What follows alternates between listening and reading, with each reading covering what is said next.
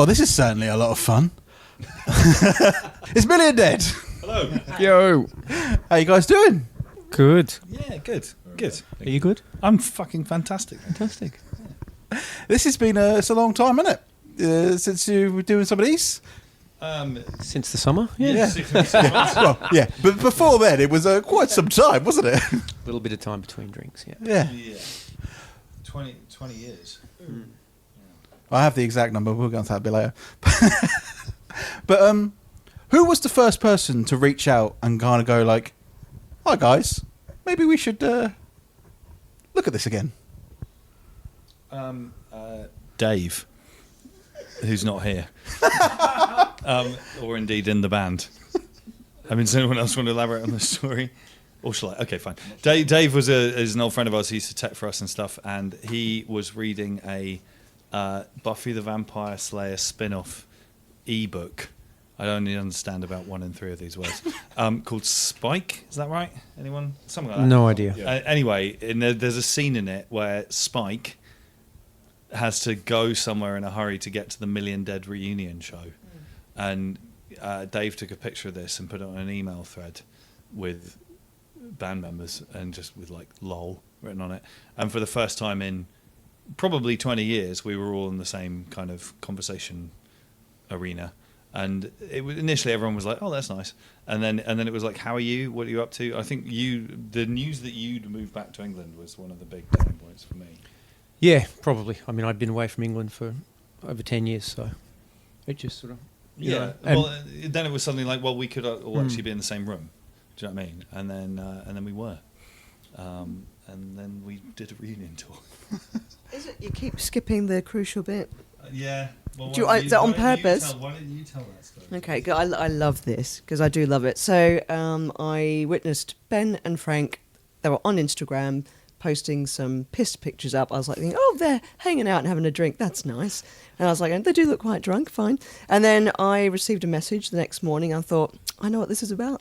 Because I'm like going, they've had a chat. They've had some drinks. And it was, it was really quite lovely, actually, because they know me very well, and they knew what I was going to say, and they're like, hey, so we were chatting. I'm like going, yeah, I know, you were hanging out last night. And they said, yeah, how do you feel about maybe doing Million Dead? And I'm like, you know my answer to that. So it was just, for me, it was a yes, and then it kind of went from there, didn't it? So I was up for it, and then, like we said before, the stars were aligned because Cam was back in the country, and we went out for a drink. And then we went out for a pint.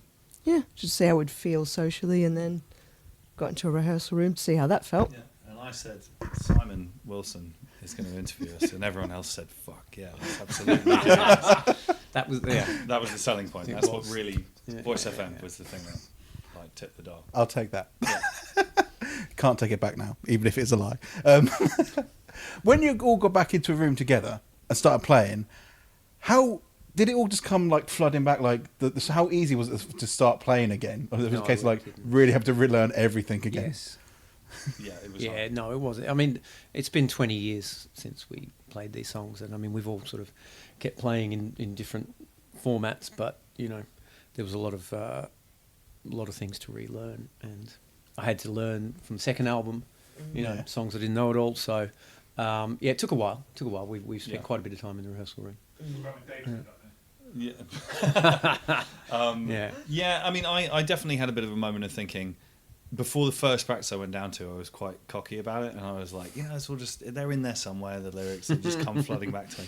And I was getting on the tube to go to rehearsal, and I thought, I'll just have a quick listen through to the songs to just re-familiarise myself, and got like half a song and was like, I don't know fucking any of this. And furiously started Googling my own lyrics. Until reasonably recently, I've had lyric sheets on stands in practice rooms. There is a lot of lyrics with the songs. And some of them I'm like, oh, this is really cool, and I'm really proud of them. Some of them are like, what the living fuck are you talking about? But that's okay. Some of them I was 19 when I wrote them, and that was a long time ago now. It was. Yeah. Are there any songs then with that sort of thing in mind that you're like, when you've played them, like, we don't want to play this anymore? There's been a couple. Yeah. Yes. We all got quite confused. Well, I don't know about anybody else. I got quite confused when we started trying to run The Kid's Gonna Love It, because it's a really stoppy-starty song. Well, yeah. I mean, as with any band, a couple of us will like certain things and others won't like it, and you go back through all those same negotiations again, I guess. But yeah, I like the song. The other thing is it's a straight edge anthem, which, given my life history since then, is pretty funny. Yeah. But I mean, we're not playing every song. We haven't played every song that we wrote as a band, and we're not gonna. And I'm sure that there are some people who will be furious at some omissions from the set list. That's always the case. Yes. Yeah. But also, when you guys started having those conversations about, doing Million Dead again, was it always a case of, let's do like a reunion show and give Million Dead the send-off it deserved, or is it a case of, let's see what happens when we get in a rehearsal room, whether this has got some life left in it and there's a new future in Million Dead? Or was it always a case of, we wanted to kind of do this and say goodbye properly? Yeah, for me, it's a goodbye properly. It's just, come full circle, and it's the end, that I think it deserved. We all were so passionate about it and put so much effort into it back in the day, and it's so nice to see that people are still interested. And obviously, because Frank's been doing what Frank does, and that's, I think, a big part of keeping it alive as well. And because I just think when it comes to, say, a new future, that's difficult because, again, I just don't want it to be contrived or forced. And, we always say never say never, but we just all write so differently now. So I know in the previous question, I was thinking, when I was relearning my bass lines from Million Dead days from over 20 years ago, I had moments as well. I was thinking, what is that? And I would never write like that. But there's a really lovely naivety in it as well. I was thinking, I didn't know much about music at the start. I was just going with the feel. And that's what makes it special, because I was thinking I wouldn't write like that now, because over the years I've been in Future of Left for quite a while, and that's a very different sounding band, so I've gotten used to that. But it's just so nice to, give it this lovely, send off. 20 years later. I mean, that's my take on it. I don't know if people want to add.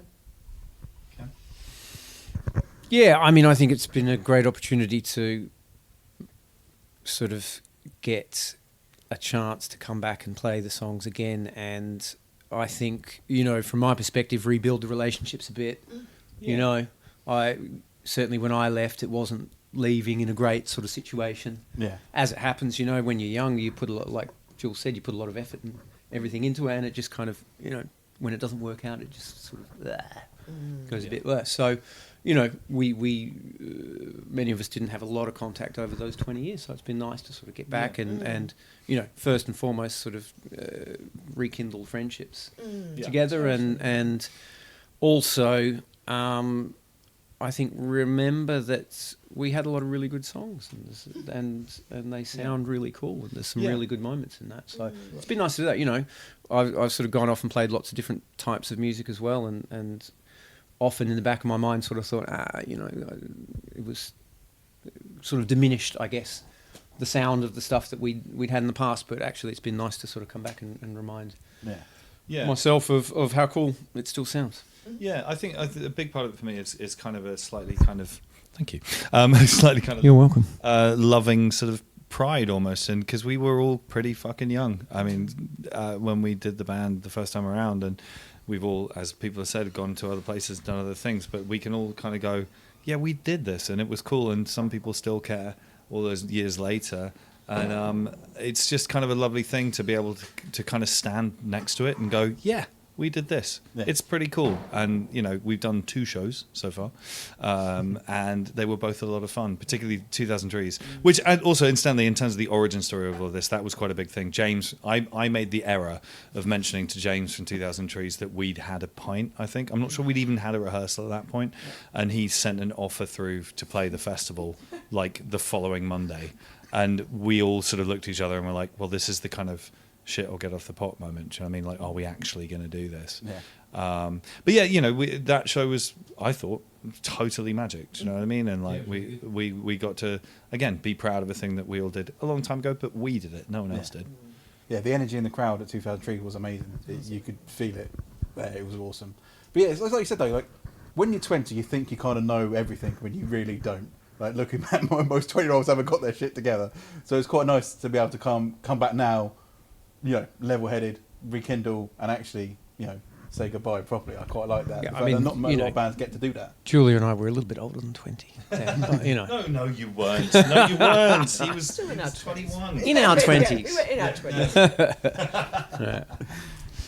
Right, Frank will know this, but I always like to do a game with the band, and I came up with this this game as soon as you guys got back together before anything actually happened, and it's who wants to be a million dead air?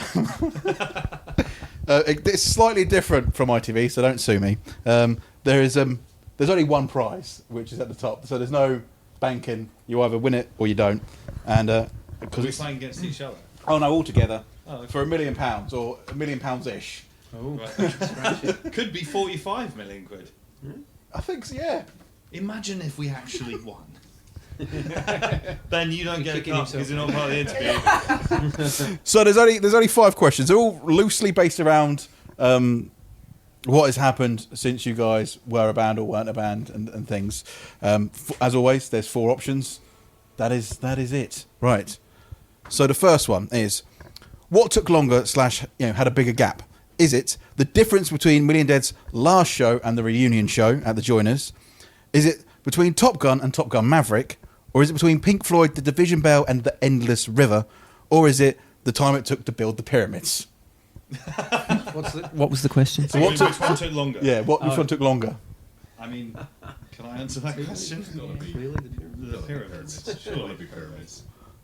You might want to reconsider. Oh, okay. You want to get the first question. All the pyramids, you're saying? Yeah, but From I the mean, from the first pyramid to yeah, the last? Yeah, exactly. The pyramids. It's an unclear question, my friend. This is what Google told me earlier, right? Right, So Fine. Maybe Top Gun. I would maybe lean this way. Tom, nominate Fowler. I'd say the Top Gun option, the difference between Top Gun and Maverick. Final answer? Let's go with it. Yes, it's correct. 36 years. I'm definitely going to be independently verifying that. later on. Apparently, it took 20 years to build the pyramids. I don't know. I mean, to build All a of them? pyramid. A pyramid. Yeah, we'll You take that. said the pyramids. That's what. You did that- indeed. Yeah. Well, anyway, I think we got right. You we did. Just, we Yeah. We win. It was 19 years, 9 months, and Closer in time to the iPhone than she is to. Thanks, darling. Thank you. it was 19 years, 9 months, and 17 days between your shows. Yeah. Say that again. 19 years, 9 months, and 17 days between the 2 Joiners shows. Right, question 2. Ben, no milk. Sorry about that. Thank you. No milk. I've got an allergy. What was better for music this year? Was it the Joiners moving into community ownership, AI music, gigs costing more than a holiday, or TikTok? Definitely AI.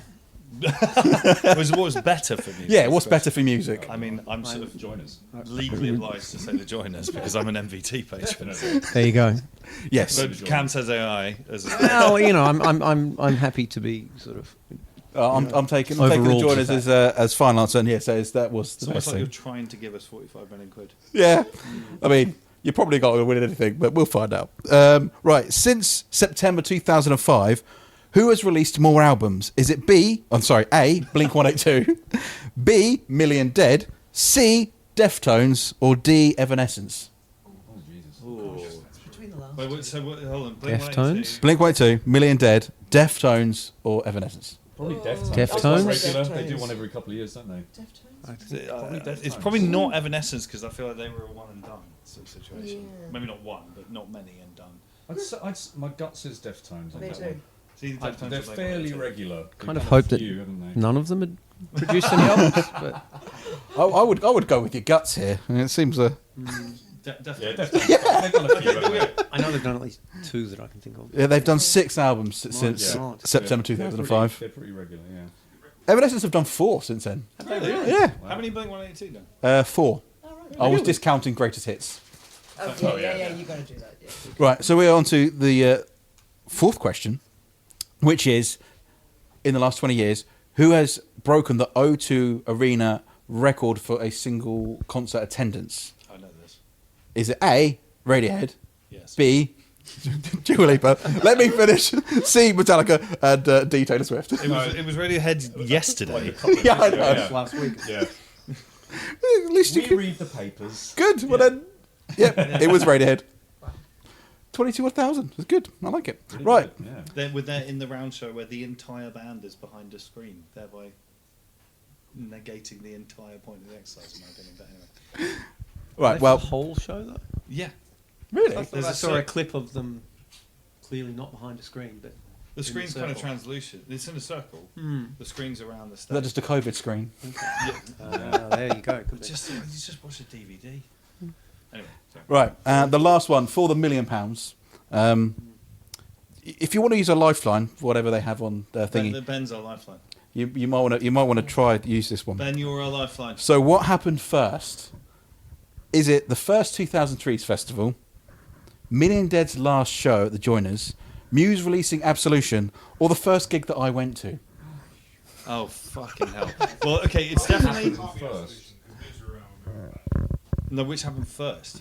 First. Yeah, so it could be Absolution. It's definitely not... How old are you? I'm 37. I had to check my own age then. Yeah, right. I mean, what I would say is that it's definitely not 2000 Trees, because 2000 Trees started after we broke up as a band. Yeah. that's true. So it's not that. So Absolution... That was at 2003, was it? That came out, maybe? Yeah. Okay, so it's thinking? definitely... So it's not our last show either. No. So it's either Absolution and what's the other one? The first gig that I went to. I'd say, First... I think it's got to be the first gig you yeah. went to. You must have gone to one when you're Younger than that. early teens or whatever, you know. That kind of, Is that what we're going for? Locking in D? Yes. Yes, it is. What was your first gig? It was Kitty at the Wedge. There you go. Kitty! Yeah, At the Wedge! at the Wedge. The opening band was Shadows Fall, and then it went into Sixth, and then Kitty.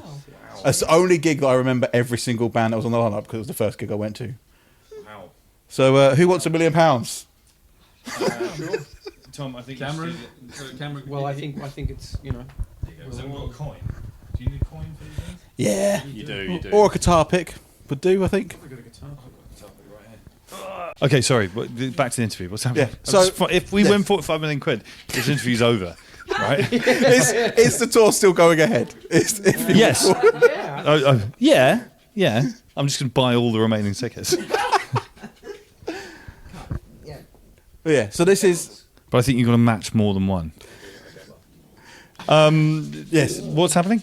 Right, so the tour, Yes. very much looking forward to it. And Yeah. obviously this is it for you guys, so... I mean, as Jules said earlier, never say never and all the rest Yeah, of it. But I mean, at the same time, I don't want to speak for everybody, but I think that we're currently going out on a high. We've got Yeah. Electric Ballroom sold out. London, if anywhere was our hometown as a band. Yeah. And three of us still live there, and it's a classic venue. It's sold out. It's going to be the biggest headline show we've ever played as a band. And personally, I would not be all that keen to then sort of play third on the main stage of the festival as the last show. Yeah. That would just be a bit like damp squibby kind of vibe.